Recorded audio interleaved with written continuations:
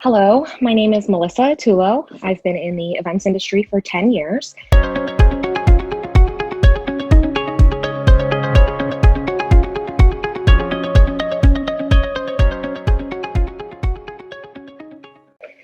Show that I know to my peers and to potential clients, and really anyone that would pay attention, that I'm well versed in the events industry and that I take pride in keeping the events industry at a certain level of standard.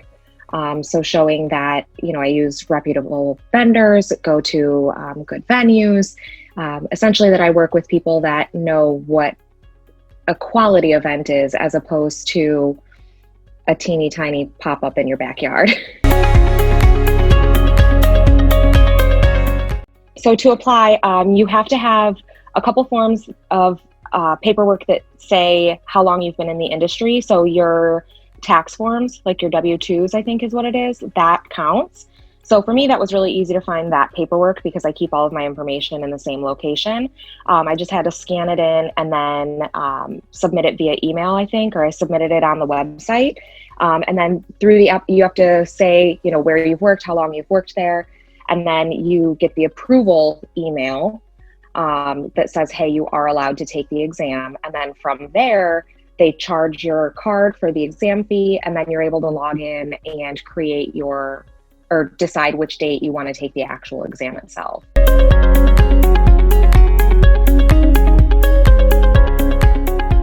It was probably a 2 or 3 day window of when I had received the email saying, hey, the CSEP is going live, like apply now. I want to say it was within like a 48-hour window that I received the email saying, hey, you've been approved. And then once I had been, it was great because I knew that they were only offering it in October, and I knew that I hadn't been studying this whole year. I wasn't sure if they were going to be re-offering it. So it was probably mid-September that this happened and that it came to light. Once I got the email saying, hey, you've been approved, within 24 or 48 hours, I logged in and I set my date for the actual exam itself. But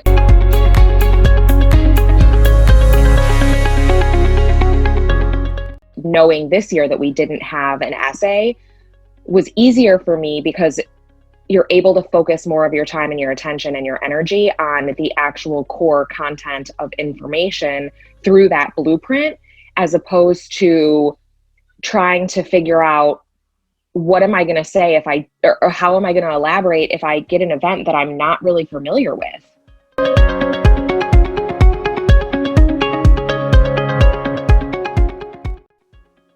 I sat at my desk, which is a relatively decent sized desk, but you just clear off the space.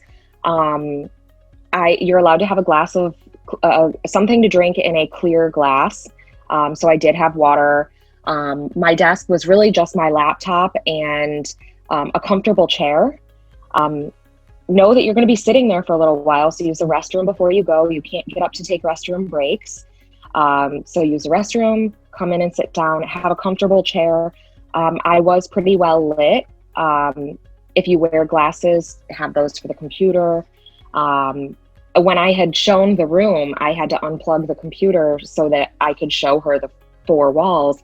And 3/4 of the way through the test, my screen started to go dark, meaning the battery on the laptop was dying. And I was like, oh, wait, I forgot to plug it back in. I just plugged it back in and it was fine. And at one point during my exam, we have really awesome internet, and you can do like a pre-check through Yardstick, I think it is, to check and make sure that everything on your end is set up appropriately as far as your computer, your the microphone, the webcam, your internet speed. So I did all of that a few days prior to make sure that I was good to go. I did the test, or not the test, I did like the computer test, like is your computer set and ready prior to. I did that on Friday and I took the exam yesterday. So it did allow me to check and make sure that like my internet speed was good. I do have a second monitor at my home, and when I had the second monitor plugged in, there's these green checks that are across the screen, and it kept saying no. And then I scrolled down and it said, you have a second monitor plugged in, you have to unplug it. And as soon as I unplugged that second monitor, it was good to go. And in the rules for the exam, you have to turn any second monitor around so that the back is facing you. My husband was like, why is that computer like that? And I was like, it's for the exam. So they're making sure that you can't cheat anywhere, which is great. I mean, I don't think that cheaters should be able to pass anyways. So Yardstick is the program that they use to administer the test. You have to make sure that you only have one computer monitor. You can't have any paper, phone, nothing on your desk. You log into Yardstick and they have a proctor, which is a person. You have to allow them access to your webcam and your computer screen. So they make sure on your computer screen that there are no other windows open. You have to take the actual laptop and move it and pan all four walls of the room that you're in and show them the desk. And on my desk, I have like an in and out tray, and you couldn't see any of the papers or any writing that was on it. But the woman was like, oop, nope, can't have that there. So I just put it on the floor. It was totally fine. But you log in and she checks your your photo ID to make sure that you are who you say you are. And then she asks if there's any questions, then you get started.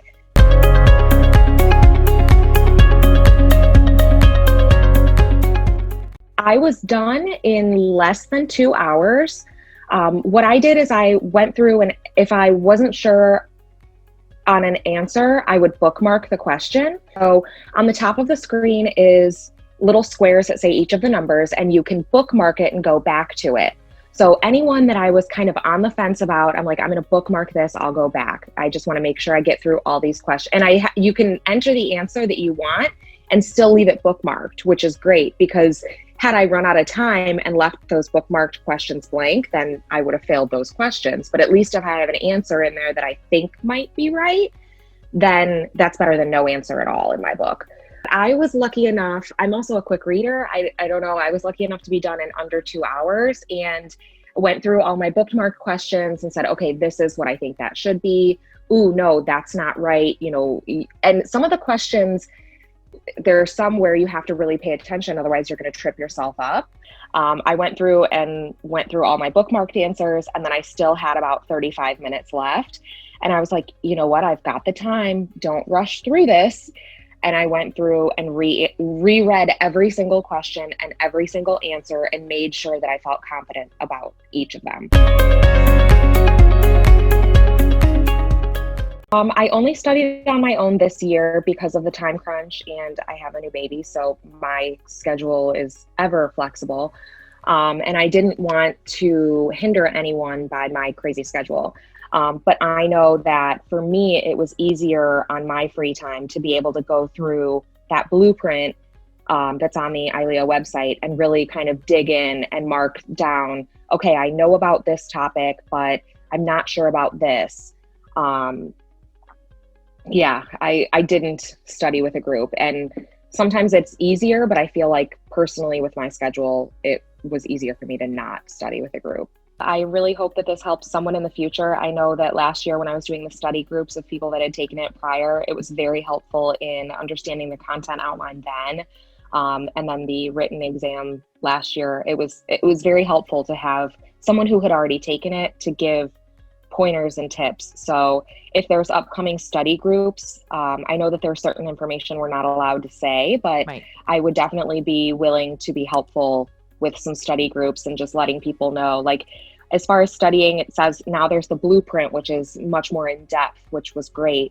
And it says, you can get these 6 books that will give you information. There's 12 key things pulled from this book. There's however many. So I actually only bought one of them. I bought the Convention Industry Council's manual.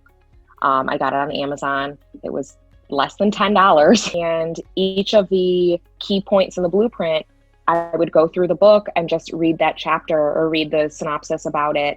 I took notes on things that I wasn't familiar with. I didn't study all of the index cards or the glossary terms this time, and I'm glad I didn't spend a lot of time on that.